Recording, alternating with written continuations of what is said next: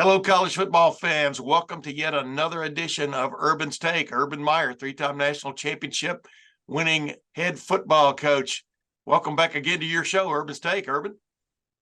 Good to be with you. I'm here at Calusa Pines, one of the top, I think it might be the top 2-3 golf courses in the state of Florida. So beautiful place. Yeah, I think you're enjoying what you're doing. I don't think you have any idea or any thoughts of ever being a head coach again, do you? Especially with what all's going on these days. No, I really enjoy what I'm doing. And really, Fox, our numbers have been great. Our team is great. You know, we're headed to Austin, Texas this week for the Kansas State. I'll tell you what, in the state of Kansas, you have two of the best college football coaches. When you watch their teams play, they don't recruit the five-star athlete, but they play like five-star players. Yeah. I just think the coaches at Kansas State and the coach at Kansas are as good as there is. Yeah, it's amazing. I mean, you guys hopped on to what turned out to be a huge upset last week, being at Kansas for the first time, and Oklahoma goes down to Kansas, and we'll get into that in a little while. But dude, you can't really count on anything from week to week, can you, in college football anymore? Well, it's been that way for years and years. So it's a team, you know, right now, though, that won the parity in college football is like I've never seen. And the team that gets the hot hand and stays healthy, I relate it back to our 14 team. You know, I think the first college playoff, we were 15th or something like that. 16. You were 16. And that team got hot. You know, that team got real hot, started playing really well. There's still time to get hot, you know. So I don't see a team right now that is heads and tails above everyone else. I don't see three teams ahead. The college football playoff, you could have picked any one of 10 teams to be in those four spots. I think they got it right. I like their choices, but don't look for that to stay. Yeah. And just to remind people, first college football playoff poll came out this week, and it's rankings, and it's Ohio State, Georgia, Michigan, and Florida State, the top four in that order. And I wanted to know, Urban, if you thought the CFP committee got it right, but 9 games into the season, like you said, there's a lot of football to be played. Those are 4 unbeatens. Do you think? We obviously Ohio State plays Michigan eventually. There's still Washington laying out there, and of course Air Force ekes in the other unbeaten, ekes in at number 25. I'm not sure they didn't get underrated, but do you think the committee got it right from what you've seen of college football up to this moment this season? That first top 4. I do. I think they considered Ohio State has by far the best resume in college football. So I think they got it right. Now, as teams play harder, like the Wolverines haven't played, and when you look at their schedule, they haven't played a third quarter. Yeah. So, but they're playing like a top team, and so that all is going to come to a head here soon. So I think they did the right thing. But like I said, now on tape, I'm saying Oregon. When I watch tape as a coach, I'm saying Oregon and Texas. Now Texas, Quinn Ewers is out. I know they have losses, but just purely watching videotape, that's hard to say Texas and Oregon are not two of the best teams in the country. But that'll come. Yeah, that's all gonna be come to a head here in the next month. Yeah, y'all won a national championship in 2014, like you pointed out, after starting number 16, the first CFP poll. I think that poll came out a little bit earlier back then, if I remember correctly. It started a little bit earlier, and they decided to rein it back a little. But the bottom line was y'all did it with first a backup quarterback and then the third-string quarterback. Are you curious to see how good Texas is without Quinn Ewers today? I mean, this week, live and in person. I am, and I because we're getting ready for the game, I watched them, and there is a drop-off. This quarterback's young. Fundamentally, he's got forever to go, but you can tell he's a great talent. But Quinn Ewers is an established quarterback. He went in and beat Alabama at Tuscaloosa. So there's a drop-off, and I'm telling you, Tim, this Kansas State team is really good. I'm going to do some things on Big Noon Kickoff about their offensive line. Excellent offensive line play. They control the line of scrimmage, number 1 defense in the Big 12. I'm blown away at Lawrence, Kansas, and Manhattan, Kansas, how good those teams are. Yeah, that's crazy, isn't it? Because it's not supposed to be that way now, man. But the the transfer portal and NIL, but I think the transfer portal more than NIL. Obviously, that could be the lure. But you look at Kansas's quarterback, that young man, didn't start life there, but boy, was he the right guy at the right time, right? And you can go out and get a quarterback if you need one now, right? That's what's crazy about it.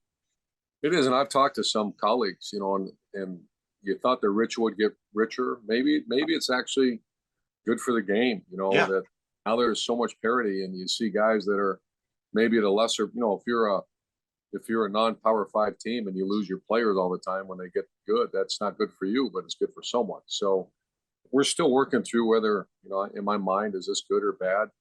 But reality is there's parity. You saw it at Kansas. Here's a backup quarterback that really no one knew.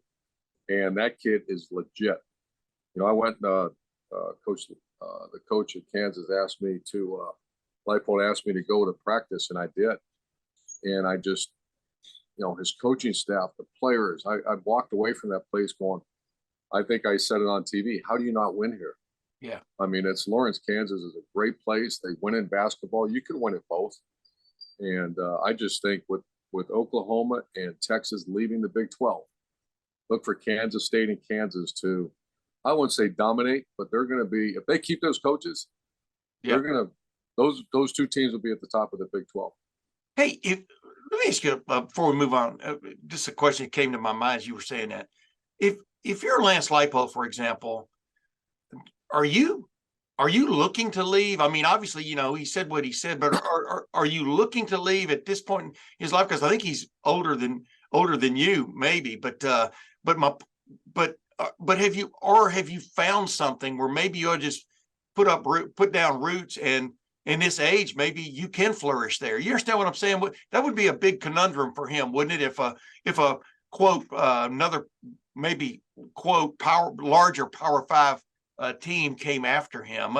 I'm not trying to get you to advise him, but how difficult do you think would be for him to leave a situation like that? I think he's got a great AD. I think he's got, first of all, it's a great place. Yeah. But the reality is he has to win. That's the job, the task you're given, and he has to have support. They're redoing a bunch of facilities. He's very proud of what they've done so far. You got to give back to the players. They did. They built a brand new locker room that looks beautiful. Yeah. But the reality is they got to keep winning. But the thing that I would say is that when I was at Utah's not a good place. It's a great place.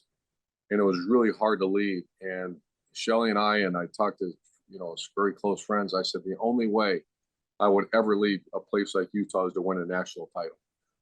I'm not going to go bounce from, and, obviously that, University of Florida came, a bunch of other schools came to talk to us, but we had no interest. It had nothing to do with money. We didn't even, I remember not even having that conversation really about money. I just, whatever they offered, we took it.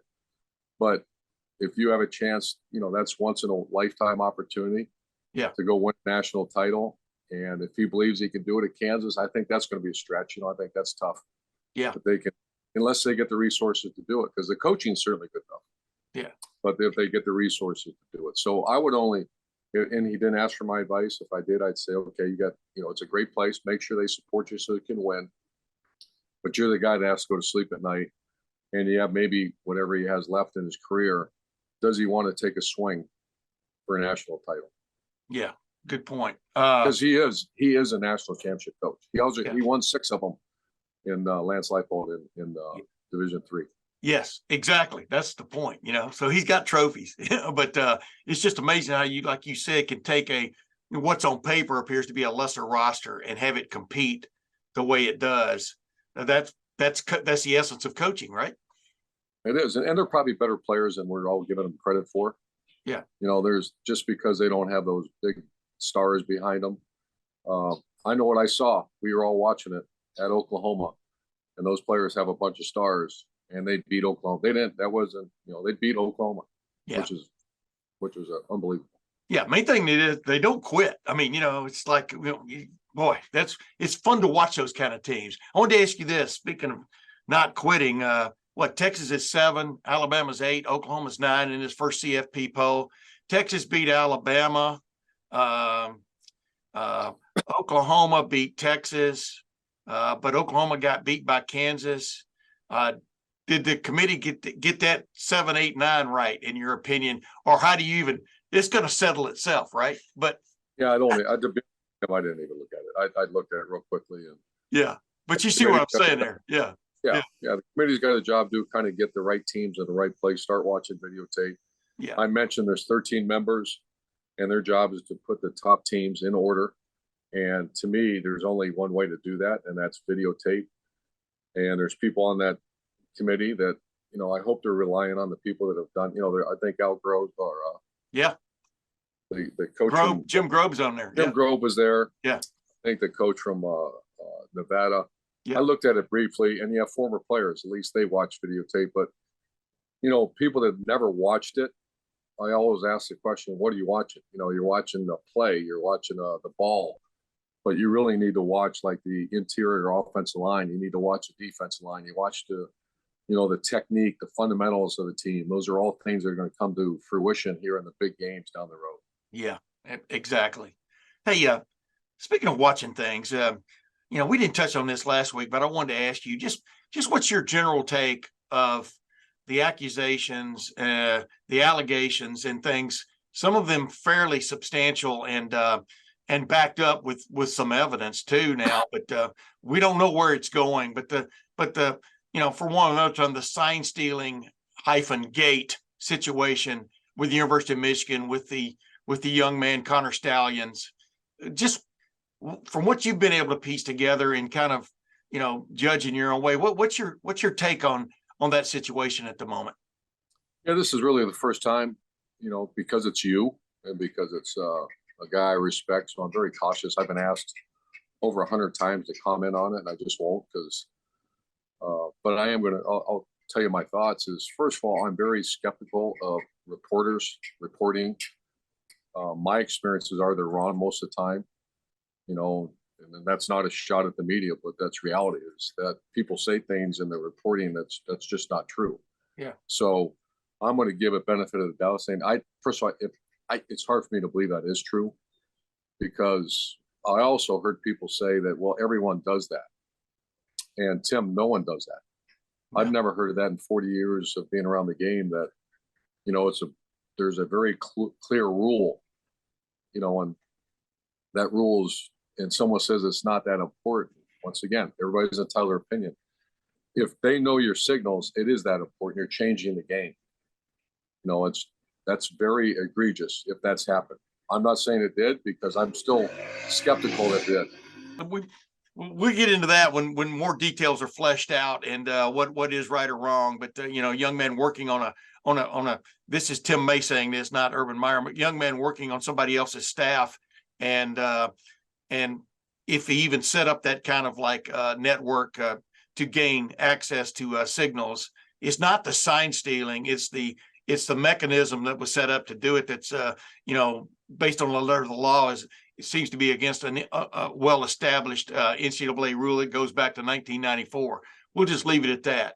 I wanted to ask you this: if you could buy a ticket to one game this weekend, and the choices are LSU at Alabama or Missouri at Georgia, you, Urban Meyer, where would you go see? What football game would you go see? And you could only see one.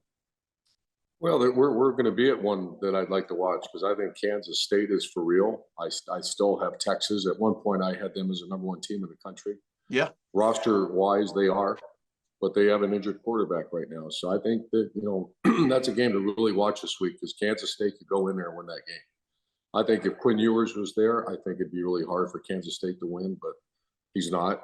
But LSU, Alabama, that's you're talking about when the balls move, 22 of the best players in the country on that field playing. Yeah, regardless of the record. Alabama, for some reason, they still offensively, they're bottom half of the SEC in almost all stats. They've given up 35 sacks already. That just sounds so un-Alabama-ish. And LSU's loaded with talent. So it might be that LSU Alabama.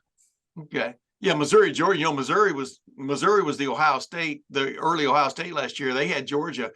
They could have beaten Georgia. They were ahead of Georgia in the fourth quarter. Georgia had the big comeback win there, and a lot of people like Missouri for a possible upset in this game. I'm not sure about that because it looks like Georgia when they've been faced with any kind of adversity this year, has risen to the occasion. I'm talking about Kentucky and Florida, right? That was a big win last week, wasn't it?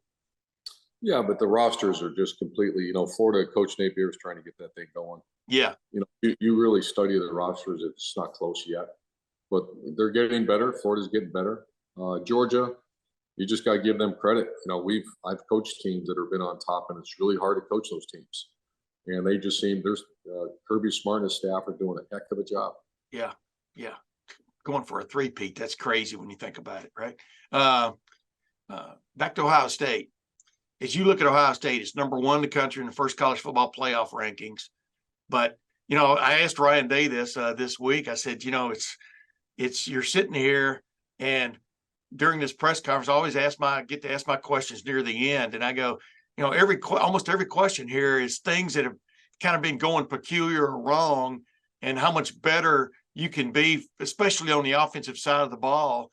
It's kind of odd, right? I mean, because you're being held to a standard that I don't even know if people even know what the standard is, except don't lose, right? But like you pointed out, the first time you met with Gene Smith, I mean, that was one of the stipulations. But I'm sure that's tongue in cheek to a certain extent. But I want to ask this: what do you see about Ohio State that's got to get better this last month of the regular season? Well, I faced a similar situation in 2006. Our defense was elite, and Ohio State's defense is elite. They faced 2 good teams and shut them down, and Penn State at Notre Dame. Yeah. Offensively, their offensive line played their best game against Wisconsin. Travion Henderson had a big day, against, once again, a good defense on the road. So I think they're starting to come together. The offensive line early in the year with 3 new starters and a new quarterback looked choppy. It didn't look like what we expect from a Coach Day offense. So they're getting better and better and better. They have the best player in the country. To me, the guy's going to win the Heisman, or should win the Heisman. And that's Marvin Harrison Jr. So expectations are out of control, but that's what makes Ohio State. And I mean, when I was at Florida, it was the same thing. The expectations, you're getting booed when you're winning by 14 points over Tennessee. Yeah. And we go to the Sugar Bowl the one year, and they couldn't. I remember our athletic director saying that we couldn't sell tickets to the Sugar Bowl because people wanted to be in a national championship game. And I get it. That's what makes those places great. Is it make it hard? Yeah, but it also makes them great. Yeah. And then you witnessed the opposite of that last week. I mean, of just pure joy of one team beating another team, unexpected, upset. And that's why I wanted to get to the checkmate moment.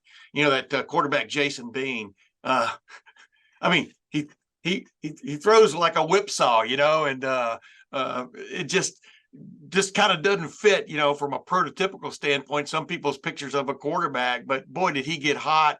And boy, can he run, right? I mean, 22.4 miles per hour on that one touchdown run. That's crazy speed for anybody, much less a quarterback. But he leads that game-winning drive. And was that your checkmate moment of the week? It has to be up there somewhere. It was. Everything said that Oklahoma was going to win that game, other than what Kansas. And the one thing about Bean, I remember we're getting ready for the broadcast, and someone said that he was the 3rd fastest player in the state of Texas. And I stopped the whole meeting. I was like, wait, what did you just say? Because that's fast. Yeah. We're not talking about, all due respect, some small state. You're talking about if you're in the top 20 in the state of Texas, you're fast. Yeah. He's the 3rd fastest player in Texas. So he looked like it, 22 miles an hour with the ball in his hand. So, yeah, that was a checkmate moment. And I'll tell you what, just because I love football, that was a great moment. Yeah, absolutely. Hey, one other quick bonus. I wanted to ask you this, and then we'll go. We just talked about college football playoff rankings.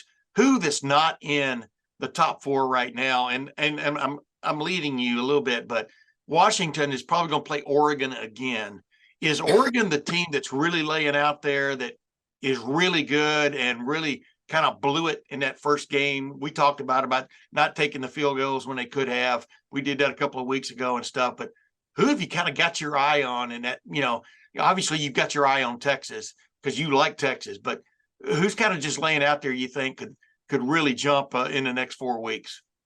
You just put videotape as a guy that's watched tape forever. And I'm saying Oregon might be the best team in the country, just on videotape.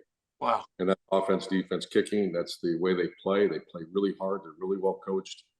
But they lost. So, Yeah. I'm the head coach. Just say, don't lose, because we have a great team, but you did lose. But on videotape, I'm saying from a lot of years of experience, it's hard for me to say Oregon's might be the best team in the country. Yeah, and ladies and gentlemen, that's coming from a guy whose team lost his second game of the year in 2014 to Virginia Tech, bounced back and won the first ever college football playoff championship, and basically was number 16 in the first college football playoff poll. So there are many teams out there that should not give up hope at this moment. Correct, Urban Meyer? Yeah, there's a lot of ball left, and the committee did a good job. This is, but to be honest with you, this isn't the hard part. Yeah. In about 6 weeks, they got a real hard job. Absolutely. Well, ladies and gentlemen, that's Urban Meyer with the latest edition of Urban's Take. Well, we'll be back next week, and we'll see you then. Thanks, Tim.